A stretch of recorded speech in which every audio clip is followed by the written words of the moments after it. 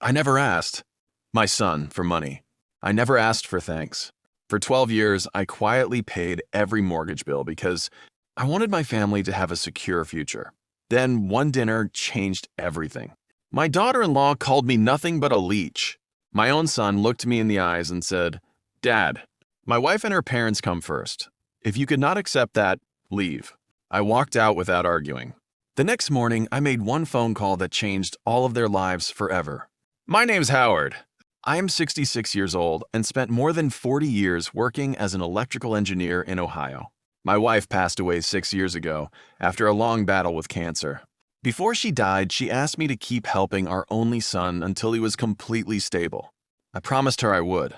When my son married Evelyn, they wanted a beautiful home but could not qualify for the mortgage they wanted. I used nearly all of my retirement savings for the down payment. The mortgage stayed under my name because the bank approved me instead of them. Every month, I paid the mortgage without reminding them. I never expected applause. I only wanted them to build a better life. At first, everything felt peaceful. They invited me for dinner every Sunday. They told friends I was the heart of the family. Slowly, things changed after Evelyn's parents started visiting more often. They criticized everything about me. They mocked my clothes. They laughed because I drove an old truck instead of a luxury car. I stayed silent because I loved my son more than my pride. One evening, they hosted a family dinner. Everyone was smiling until Evelyn suddenly looked at me and said, "You live off our success. You are nothing but a leech." The room became silent. I expected my son to defend me. Instead, he looked straight at me and calmly said, "Dad, my wife and her parents come first now. If you cannot accept that, you should leave." Those words hurt more than anything I had ever experienced. I quietly stood up. I thanked everyone for dinner.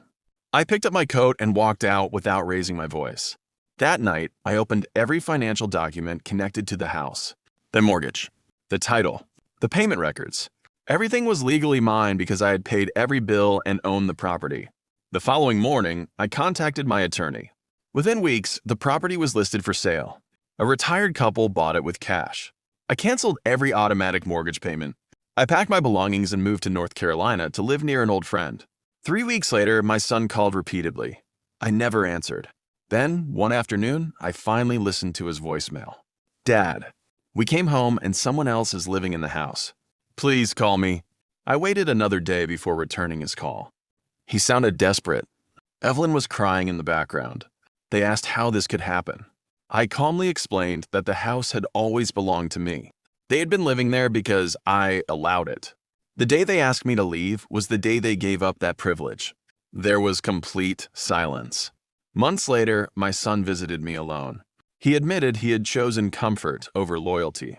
He confessed that he stayed silent because he was afraid of upsetting his wife.